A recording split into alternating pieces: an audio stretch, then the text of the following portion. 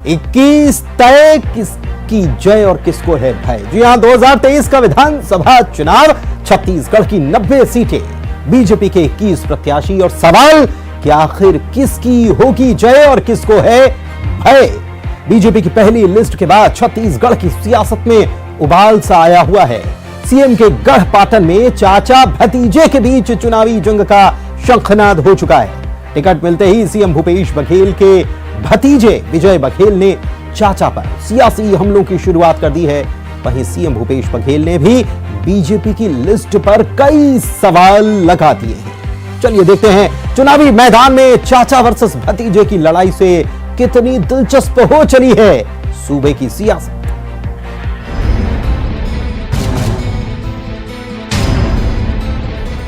विधानसभा चुनाव से पहले टिकट बंटवारे में बीजेपी ने बाजी मार ली है।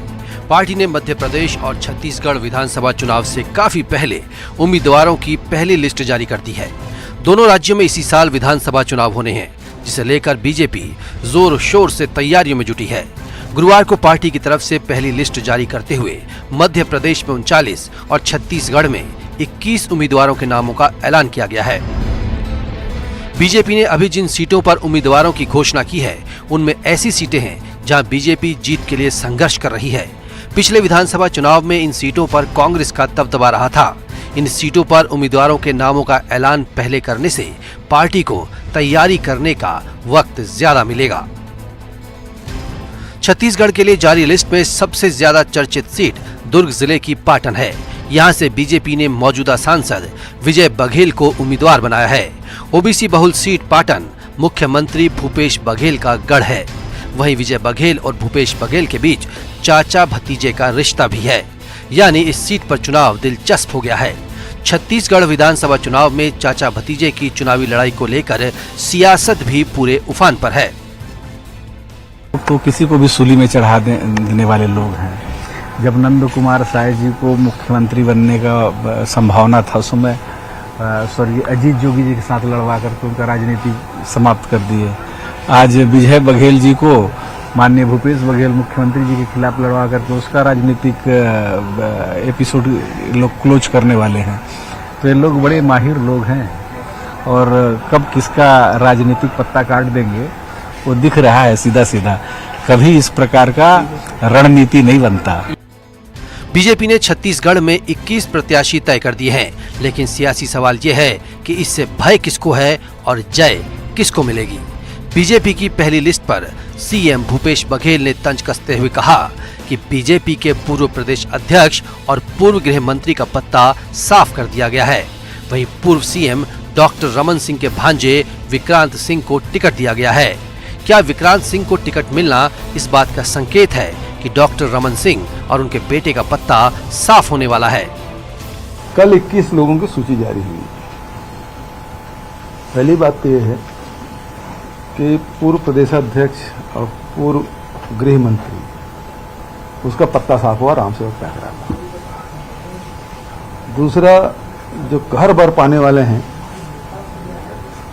ओपी चौधरी, उसका खरसिया से पत्ता साफ हो गया। तीसरा, जो सबसे चौंकाने वाला जो टिकट है वो विक्रांत सिंह का है। परिवारवाद नहीं चलेगा, तो रमन सिंह के भांजे हैं, तो रमन सिंह जी और उसके बेटे के पत्ती क्या साफ होने करने वाली भारतीय जनता पार्टी। ये तो कल जो रिजल्ट आया उसका सबसे बड़ी खबर तो यही होना चाहिए था। लेकिन सीएम के भतीजे विजय बघेल ने टिकट मिलने के साथ ही चाचा पर सियासी हमले शुरू कर दिए हैं। विजय बघेल का कहना है कि सीएम के मन में डर और भय हो गया है। विजय बघेल ने कहा कि मैं उनके अंदर की पीड़ा को समझता हूं।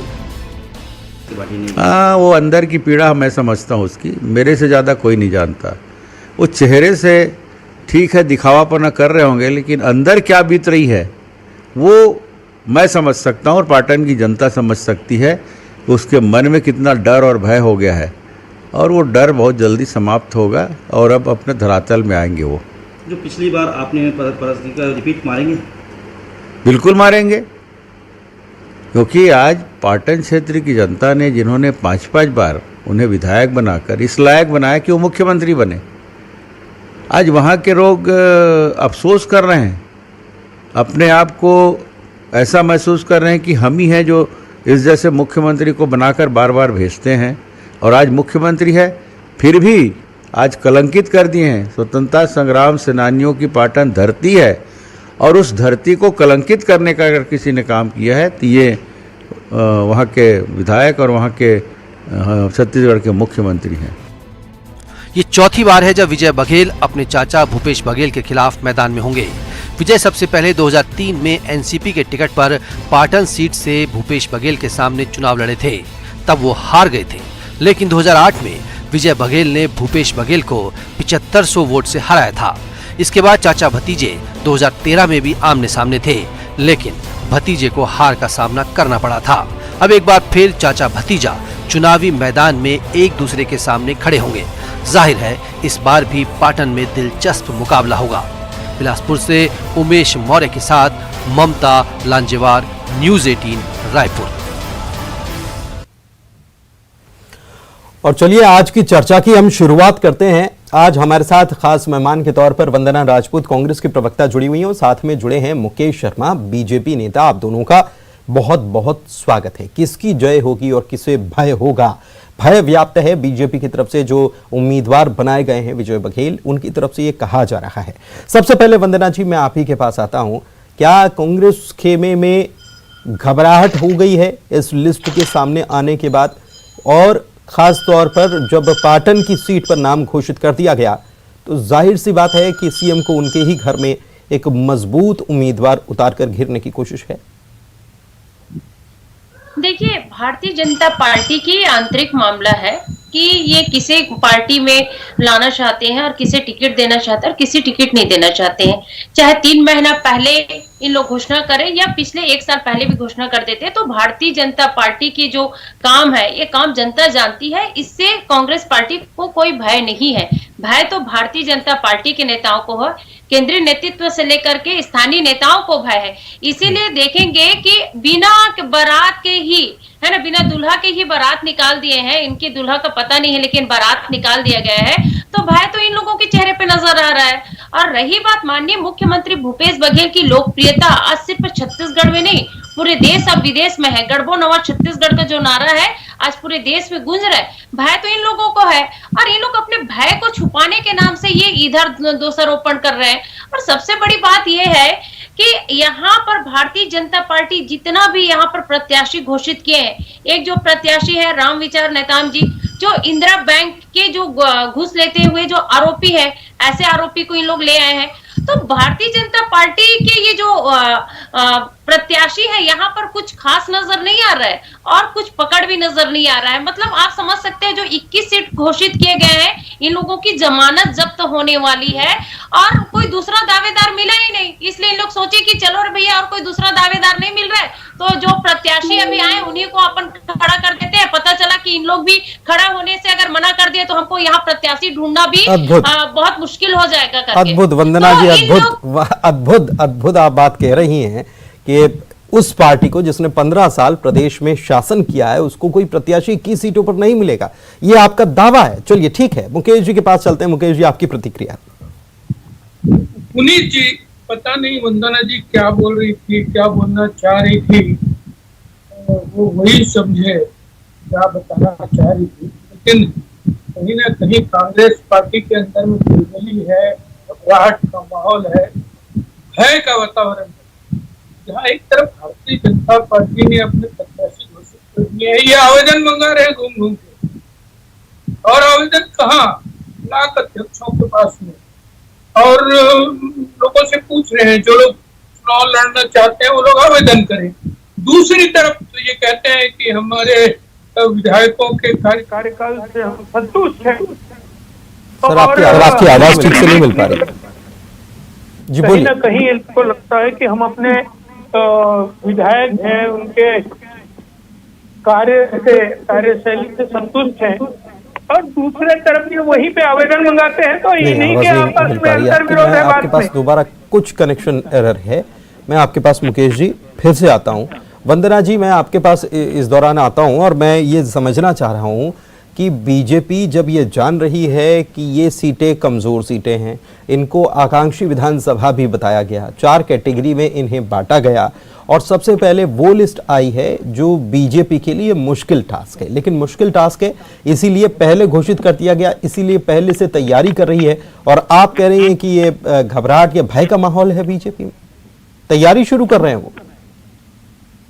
देखिए, तैयारी तो शुरू अभी कर रहे हैं, लेकिन कांग्रेस पार्टी की जो तैयारियां हैं पिछले 5 साल से लगातार चल रही है, क्योंकि पिछले 5 साल में जन कल्याणकारी योजनाओं पर कांग्रेस पार्टी ने काम किया है, जनता के बीच में जाकर काम किया है। अब माननीय मुख्यमंत्री भूपेश बघेल ने तो भेंट मुलाकात में पूरे 90 विधानसभा में घूम घूम करके जनता से मुलाकात किए। आज तक कोई भी मुख्यमंत्री ऐसे जाकर के जनता के पास जाकर के उनकी समस्या सुन करके उनके समस्या को समाधान करने वाले पहले मुख्यमंत्री हैं। तो हमारी तैयारी तो पिछले 5 साल से चालू है पुनीत जी। तो डर और भय तो इन लोगों को प्रत्याशी फिर घोषित क्यों नहीं करती है? नहीं, घोषित करेंगे। ये देखो, हमारी जो कांग्रेस पार्टी है उसमें बहुत सारे प्रत्याशी, जैसे मुकेश भाई बोल रहे थे कि लोग आवेदन मंगा रहे हैं, ये है वो है। तो अरे भैया, हमारे पार्टी में इतने सारे लोग हैं और इतने सारे लोग यहाँ पर काम करना चाहते हैं, तो हमारी एक उसमें परंपरा है कि सबसे पहले हम। हाँ, मुकेश जी कुछ कह रहे हैं, सुनिए मुकेश जी कुछ कह रहे हैं। वंदना जी, मुकेश जी कुछ कह रहे हैं, सुनते हैं पहले। वो कह रहे हैं, उनकी बात तो सुन लीजिए, वो कुछ कह रहे हैं। मुकेश जी बोलिए। क्या विधायकों का टिकट काट रहे हैं क्या? यदि नहीं काट रहे हैं तो उस विधानसभा से आवेदन क्या चीज के लिए मंगा रहे हैं? ये अंतर विरोध वाला बात क्यों हो रहा है? जरा बताइए, इसका क्या उत्तर है? मैं बता विधायकों का टिकट काट रहे हैं क्या? देखिए, आप लोगों का अधिनायकवाद पार्टी है, ऊपर में 2 लोग डिसीजन हो जाता है। हमारा लोकतांत्रिक पार्टी है, कांग्रेस पार्टी लोकतांत्रिक पार्टी है। स्टेप बाय स्टेप काम होता है। सुनिए, स्टेप बाय स्टेप काम होता है। पहले ब्लॉक स्तर पर आएगा आवेदन, ब्लॉक स्तर से जिला स्तर पर जाएगा, जिला स्तर पर प्रदेश स्तर पर जाएगा। ये लोकतांत्रिक पार्टी है मुकेश जी, ये लोकतांत्रिक पार्टी है, ये लोकतांत्रिक पार्टी है। आप लोगों का पार्टी है, आप लोग इसको नहीं समझ पाएंगे, आप लोग इसको समझ नहीं पाएंगे। मुकेश जी, आप ये जब टिकट काटने की जो बात कहते हैं, तो मुख्यमंत्री भूपेश बघेल का आपने बयान भी सुना होगा। उन्होंने कहा कि रिश्तेदारों को टिकट दे दिया गया है, अब रमन सिंह और उनके बेटे का भी पत्ता साफ होने वाला है, पूर्व गृह मंत्री का भी पत्ता साफ कर दिया गया। तो आपके यहाँ कितने लोगों का पत्ता साफ होने वाला है? ये तो अभी मुख्यमंत्री जी यहाँ तो पत्ता साफ करने की बात कर रहे हैं, वहाँ चुनाव लड़ने से मना कर रहे हैं। जरा चिंता करें, चुनाव नहीं लड़ूंगा बोल रहे हैं। इनके कई मंत्री बोल चुके हैं कि चुनाव लड़ने के बारे में सोचेंगे, विधायक बोल चुके हैं सोचेंगे। इनके अध्यक्ष ने स्वीकार किया है कि मेरे विधानसभा में मेरे जानकारी के बिना बंदर बांट हुआ है, बहुत बड़े मामले में बहुत बड़े भ्रष्टाचार का मामला हुआ है। ठीक है, पूछ लेते हैं ना। वंदना जी जवाब दीजिए इसका। वंदना जी जवाब दीजिए। मुकेश भाई क्या बोल रहे हैं, उनको कुछ समझ नहीं आ रहा है। आप ये बताइए कि यहाँ पर मुख्यमंत्री जी ने कब मना कर दिया कि मैं चुनाव नहीं लड़ूंगा करके? देखिए, आप लोग तो विजय बघेल को बलि का बकरा बना दियो, उसके कैरियर को दांव में लगा लियो। आपको मालूम है कि मुख्यमंत्री भूपेश बघेल के सामने, उनके कार्य के सामने में विजय बघेल का कद कितना छोटा है। नहीं, लेकिन वंदना जी एक मिनट रोकना चाह रहा हूं।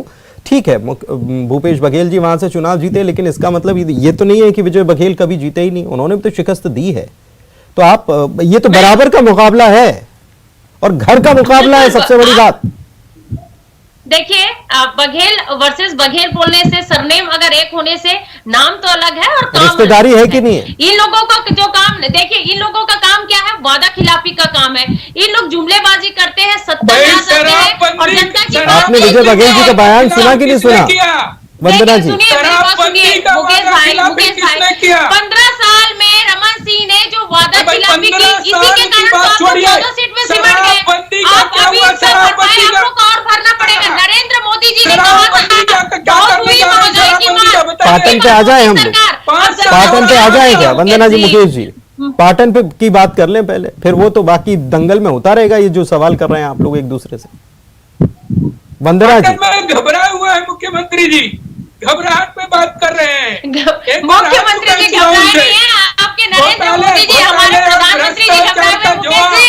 प्रधानमंत्री मोदी जी घबराए हुए हैं, वो पूरी नजर गड़ाकर और देखिए, प्रदेश में भी घबराहट किसे है और किसे नहीं है, ये सब छत्तीसगढ़ में ही वो नजर गड़ी। ये हर कोई व्यक्ति ये दावा करता है कि कॉन्फिडेंस हमारा तो फुल है, सामने वाले पाले में घबराहट है, लेकिन घबराहट अंदर ही अंदर सबको होती है, क्योंकि फैसला कोई और नहीं जनता करने वाली है और जनता बखूबी जानती है। और जनता का जब नतीजा या फैसला आता है तो अच्छे अच्छे जिनका कॉन्फिडेंस होता है वो भी घबरा जाते हैं, और जो जिनको लगता है कि जनता शायद कुछ और नतीजा दे सकती है, नतीजा कुछ और आता है, तो वो चौंक भी जाते हैं। खैर, ये चुनाव है और इसमें जनता ही फैसला करती है। बहुत शुक्रिया आप दोनों मेहमानों का आज चर्चा में शामिल होने के लिए, और इसी के साथ अब पता चल जाएगा कि किसको भय है और किसकी होने वाली जय है नतीजों के बाद। बुलेटिन में इतना ही।